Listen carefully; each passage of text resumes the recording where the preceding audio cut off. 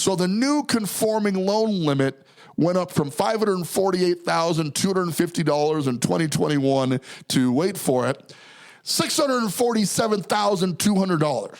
Okay. Why is this important?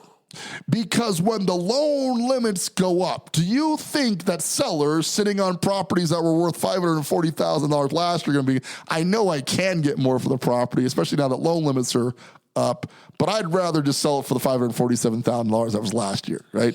No, duh. Doesn't work like that. An extra 100 G's, baby. You can take that 100 grand and go buy a new Corvette or something. Check, 1, 2, 1, 2. Turn it up. Welcome to the Foreclosure Deals Coach podcast. The tides are turning. The time is now. Your home for the mindset, methodology, and tools needed to invest in foreclosures. Don't you dare buy a house. Buy a deal. You need to get into this right now. Yeah. And now your host, the Foreclosure Deals Coach, Donnie Corum. Hello, and welcome back to the Foreclosure Deals Coach podcast.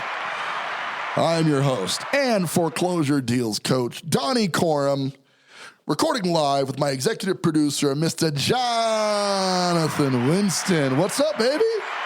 Another day, another dollar, another day to, get out there and spread a little love. I love that. Show a little gratitude and, just enjoy where we are right now. So that's what I'm looking to do, and making the most of the people and the situations that I put myself around and in. So it's cool. Love it, man. It does come down to who you surround yourself with, right? I mean, in the end, like you see very successful people are generally surrounded by very successful people, right?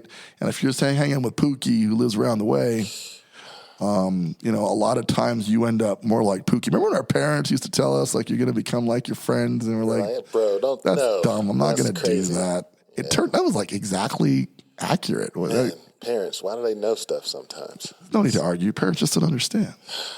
Thank you. A lot of our viewers probably won't understand that reference, but that's all right. Will Smith. Thank you, Will. All right. Let's get to it. So here we are in 2022. Did you think we were going to survive 2021? Like, I know 2020 was like iffy. Like 2021 had some real difficulties. How'd you feel coming into this year?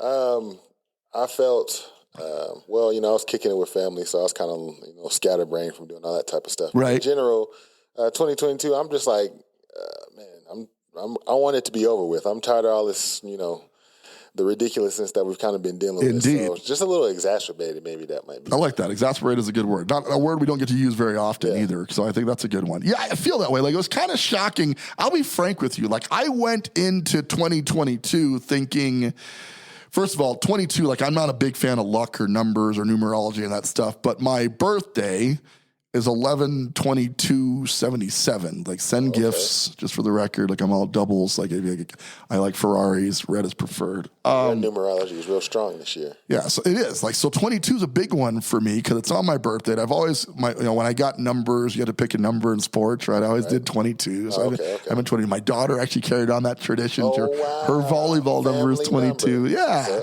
So that was kind of cool. Anyway. So I really expected this to be a slower year. Why? Because we really cashed it in 2021. Like, we did 47 flips, including the infamous Springs House. We got an episode of that coming out on that. Definitely take a listen to that. But great year. We flipped a lot of properties, coached a lot of people, had a lot of fun. And I was telling all of my coaching students that, listen, we got to expect a bit of a slowdown in 2022, right? In the end, rates have got to creep up. Prices have gotten stupid. The average price of a home here in Colorado Springs, and I can't speak for your market where you're at, but, Colorado Springs market is like in the early 500,000 range, okay? And as a guy who, lived here as a kid, and I'm sure a lot of people feel this where they're from, when you saw houses at $80,000, $90,000, when you're looking at those same houses in the 4s and 5s, it feels weird, right? So the mindset was it had to slow down a little bit, right? And then the Federal Housing Finance Agency announced our new conforming loan limits for 2022. So give us a scoop. What does that mean? All right. So you have a limit on properties, how much you can spend on a property that can be with a government loan backed. So you got conforming loan limits. Okay. Now, most of the U.S. has been operating From last year anyway, it was 500. I think it was 547,000 was the number here locally, right? And that seemed high, to be honest with you. Okay, in certain markets, though, 547,000 in San Diego, for instance, won't buy you a closet. Yeah, you're not right. Too much. In New York, right, you're same thing. Like you're lucky if you get a garage for $500,000, right?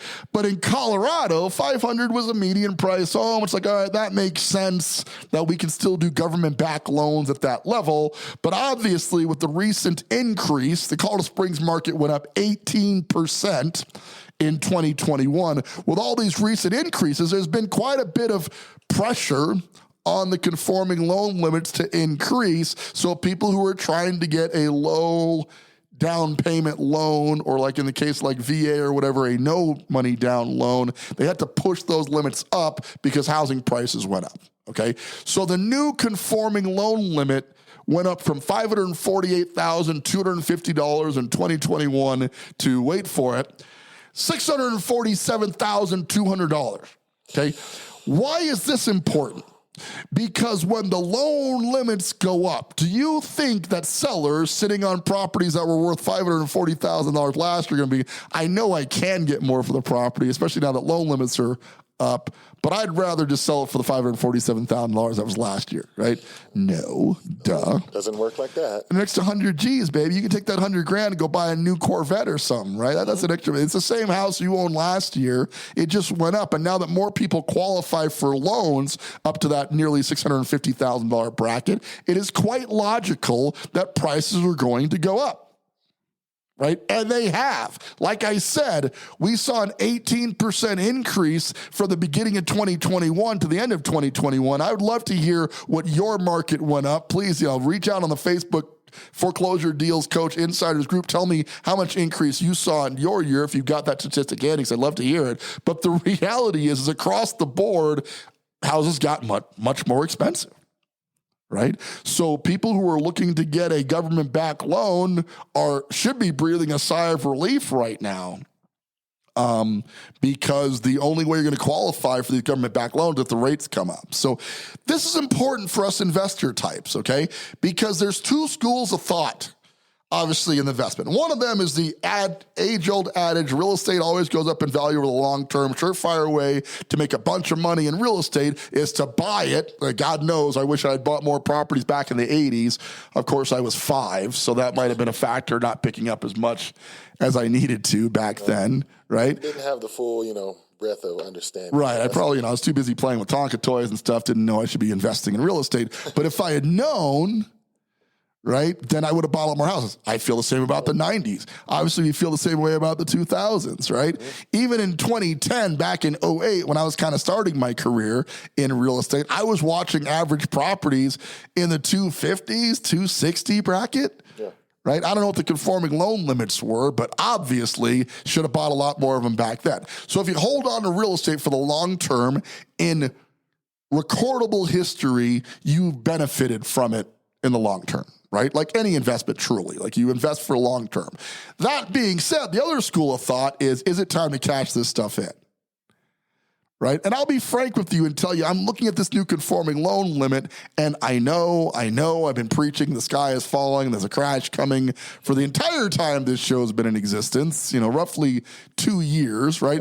But a broken clock is right like twice a day. Well, we're almost there, right? We're almost there. You feel me, right? Like at some point I have to be accurate, right?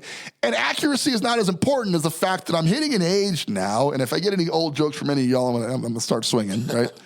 But I'm hitting an age now where growth of appreciation is not as important to me as freedom in general. Right. Okay. Right. How much would you need? You have to answer this to yourself personally, but what do you need to just retire? Is there a number you would want to put in an interest-bearing account, not a savings account or under your mattress or anything like that?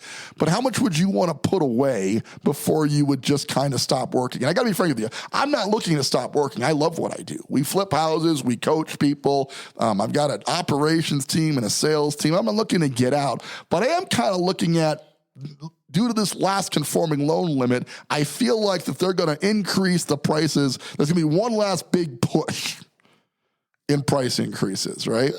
And then, so price is going to surge one more time. And then this collapse I've been talking about for years at some point has to happen. It's not going to be on a massive scale, but I do think we're going to see a correction in the next 18 to 24 months. Okay. And a lot of it's going to be driven by the fact that now that loan limits are up, people are going to buy more house than they can afford. See, as Americans, we're famous for this, right? As soon as the getting gets good, we want to spend more money. Right? The Cadillac Escalade is rolling off the lot now at like $105,000. It doesn't make a ton of sense to me to buy any GM product, to be frank with you, but particularly I cannot not knocking GM. If you're in Detroit, settle down, right? Y'all are burning down houses, get too much inventory. You can't tell me nothing, and I'm not trying to hear it, right? But $100,000 Escalade? I don't know, man. That sounds like something a rapper would do ignorantly. Seriously, right? Yeah. But that's what they cost. Right, so I think we're all kind of living high on the hog right now, man. We're all kind of enjoying the abundance of a growing economy, and the only place an economy can go when it's this high is like down, right? And I'm not saying it's going to drop to 2008 levels. I'm just saying, have you noticed that, like everything's starting to cost more, like milk is more and utilities are going up? Have you noticed? I've noticed. So if that's happening, don't we have to at some point change that trajectory?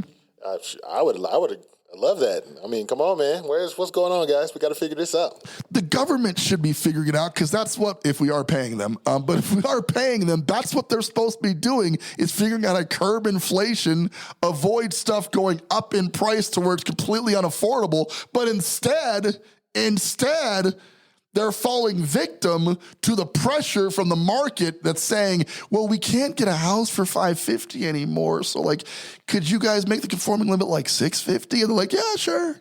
No biggie. Let's do it. Right? Am I saying it's a bad idea? No, listen, it's great for me. I own a lot of real estate and that just means they're going to get more expensive and it's good for me. I just don't know if we can continue down this path indefinitely. Right? So you're hitting that certain point where honestly, although I know prices will probably continue to go up in the immediate term, we're really looking at selling everything right now, and we put a lot of houses I thought I was going to keep as rentals for the rest of my life on the market, and I'm going to cash it in, and I'm not advising you to do it. You may be at a different place in life. I don't know where you're at. I'm just saying if you're sitting on a whole bunch of equity, which just drives most of the country right now, right, due to surprising hyperinflation, you may want to consider taking some of the money off the table, right? I'm a real estate investor. I've made my living buying property, right? And I've made a pretty good living. I've made money from flipping properties, which is kind of the immediate income, and I've made even more money from the appreciation of the properties that I've owned. But I've done well, right? Yeah. I think the problem is that pigs get slaughtered in the end.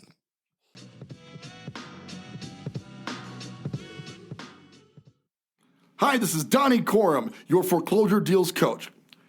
One of the things we talk about on the show is the importance of great foreclosure data and helping you to find a great deal on a foreclosure property. But where do you find this data? You're certainly not going to find it on Realtor.com. You can't get it on your local MLS. So we have partnered with data provider Foreclosures.com to get you the latest and greatest in foreclosure listings right there in your local market. These properties are not hit the market in most cases, and when they have been foreclosed, gives you easy access to find out more detail so you can get the best deal on a foreclosure property. Getting started is super easy. Head on out to foreclosuredealscoach.com and click on the link labeled foreclosure list. Enter your zip code for a free 7-day trial of the best foreclosure listing data available in your local market. These properties are not even on the market yet, so you can get a jump on them and get a great deal. Once again, this is Donnie Corum, your Foreclosure Deals Coach. We'll look forward to seeing you there.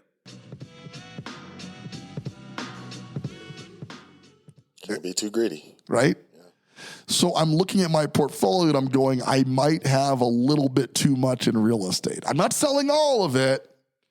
There are some properties that are favorites, that are cash flowing, that are doing well. I'm not saying I'm cashing it in and going to move to the beach and, live as a bum. I'm just saying you should be seriously evaluating based on recent activity, including the increase of conforming loan limits, because it is a sign that more people are going to be plowing more money into the market. And I believe it was Warren Buffett, the famous investor, that said, my strategy that has served me best is finding out what everybody else is doing and doing the opposite. Okay, so I'm not saying to get out of real estate. I'm saying it's maybe time to reallocate. If your entire net worth, and I got to be frank with you, when we were talking about real estate, most people, a large majority of the American population has a large percentage of their net worth tied up into their house. Okay. And if they have other property, they've got a bunch of equity in that. So what that means is the majority of the net worth of Americans is tied to their real estate. And in my opinion, an opinion I've been sharing for 2 years unsuccessfully, that real estate is about to correct in some manner. Okay. I'm not talking global collapse. I'm just saying what goes up at this rate has to come down. If you're winning at the blackjack table, take some of the chips and put them in your pocket. Yeah, for sure. Right? Yeah. Because if you keep gambling with the house's money, eventually the house is going to take the money back.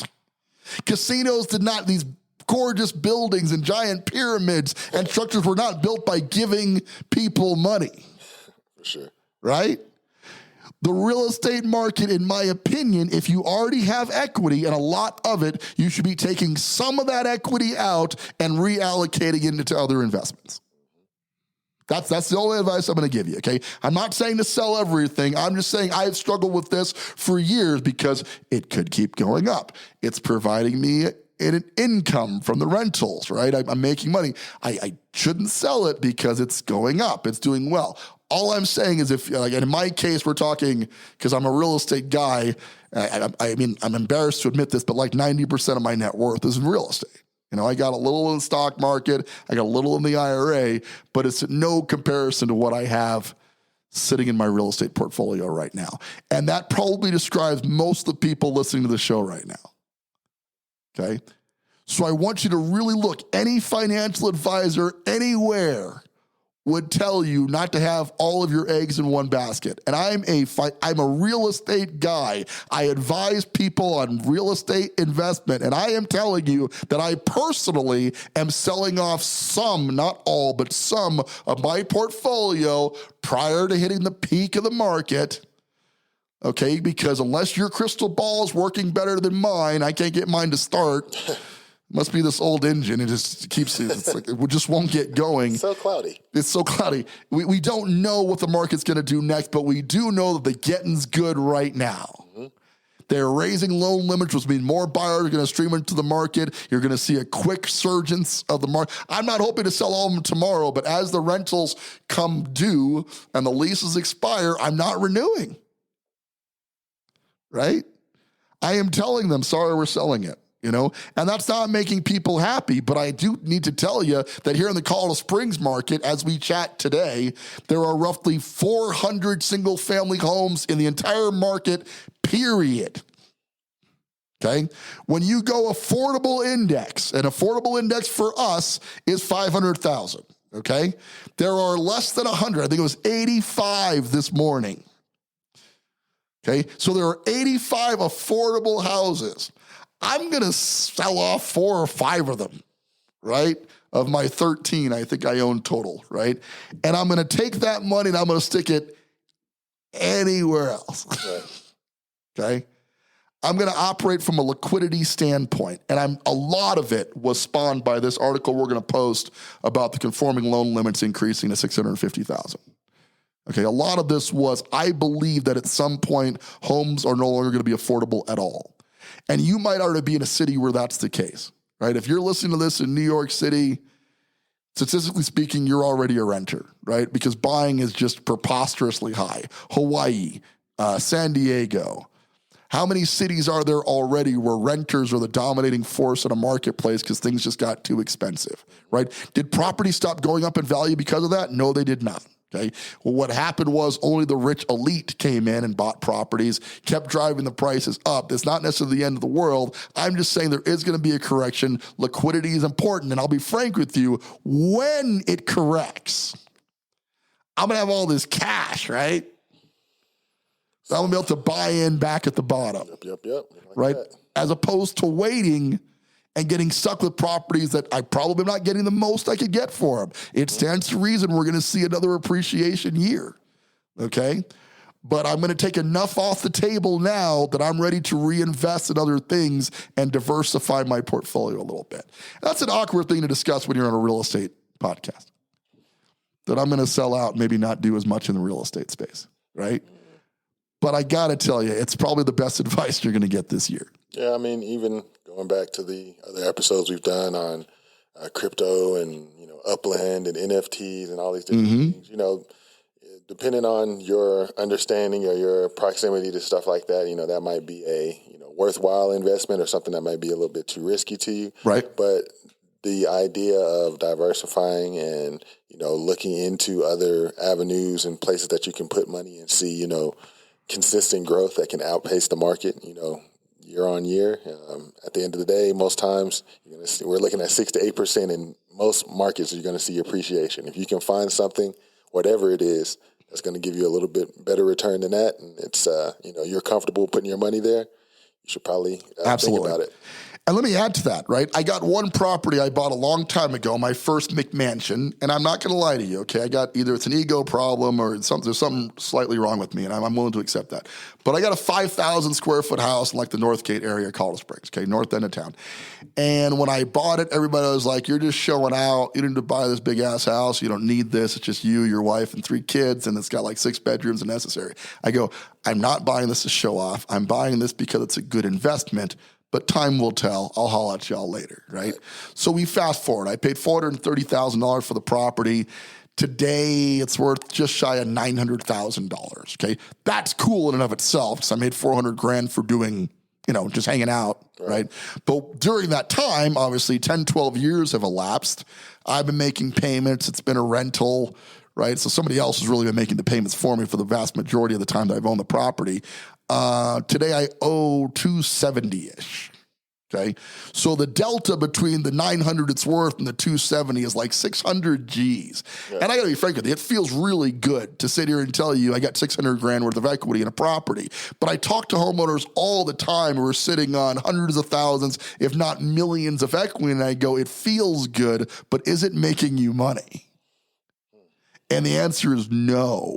Okay. You can't spend equity. Equity is great to have. Okay. Now, the other argument is it's making it return on investment. My payment is $2,500. It's currently rented for $4,000. Right. So I'm making $1,500 a month. That feels great too. Right. Don't get me wrong. There's no way to argue with that. The feeling of making $1,500 a month for doing basically nothing. Right. However, $600,000 in equity.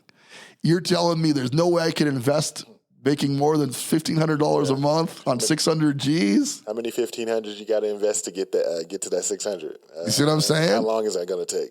A lot, right? So it's a warm and fuzzy, and it's providing a good feeling, but is it the best investment? And the problem is, and I'm guilty of this just like everybody else, you get attached to real estate, like particularly if you live in it, it becomes an attachment because it's your home. Like your kids wake up in the morning in that house, you get your breakfast in the same refrigerator. I get it, right? But if you're sitting on $500,000, $200,000 worth of equity, and you want to be an investor in real estate or otherwise, you may be currently, as you're listening to this, sitting in the most powerful tool that you have to get into this real estate investing game, and you don't want to sell it or refinance it because it's inconvenient.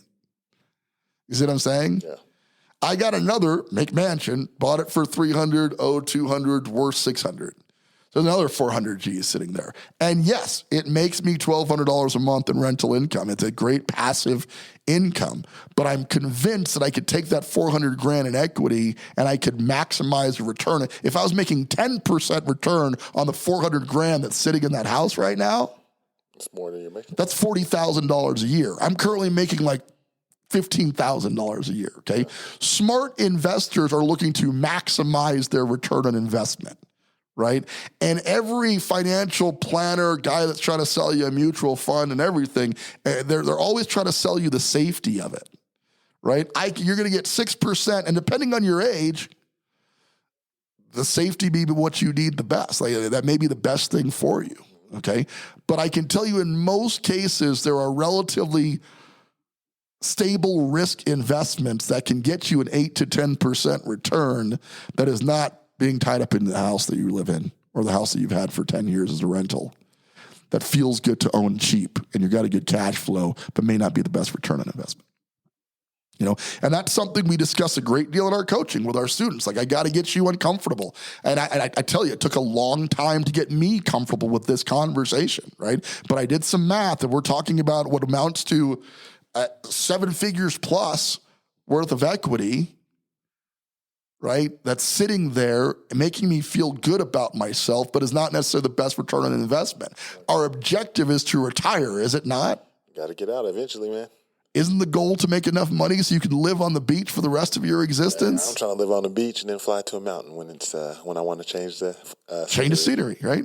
How much do you need to make that happen? Well, your number is different than my number, and my number is different than your number. But I can tell you that if your most powerful asset is tied into equity, which is like, you know, Bill Gates saying I'm a billionaire, I got $1 billion worth of stock. That feels good, but you can't sell that stock. If Bill Gates decides to sell off a bunch of his Microsoft stock, it would trigger this massive sell-off in the market. People go, why is Bill selling $1 billion worth of stock? What does he know that we don't, right? So it's paper gains. It looks good, it feels good, but it ain't helping you.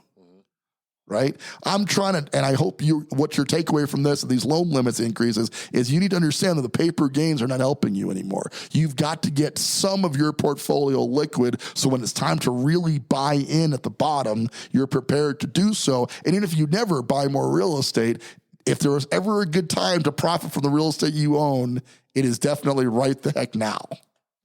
Right? I'm not saying it's not going to get better, because it probably will, but if there's ever a time to take a little money off that table, I'd be looking at taking a little off of it now. Yep. And I'm doing the same, right? So look at this conforming loan limits thing, man. It changes. It changes stuff. Like, everything changes all the time. You got to be adapting to it all the time because things happen, right? And we want to make sure we're out in front of it. That's our show for today. Check out the article on the conforming loan limits and really reevaluate your portfolio to see, are you too heavy into real estate? Now, that's an awkward thing to hear from your foreclosure deals coach, but I think that's a harsh reality of a lot of people, is you might be too heavily invested in a market that may be nearing the top. And even if it's not, it's just better to diversify a little bit, right? Have other things that produce income for you and take some of that money off the table because you've made it. Now's the time to gain from it. With that, this is Donnie Corum, your foreclosure deals coach, thanking you once again for tuning in and reminding you, don't buy a house, buy a deal. Want more of the Foreclosure Deals Coach? Like our Facebook page, Foreclosure Deals Coach, for the latest in real estate and foreclosure investing. Become a part of our community. Search Foreclosure Deals Coach on Facebook to join today.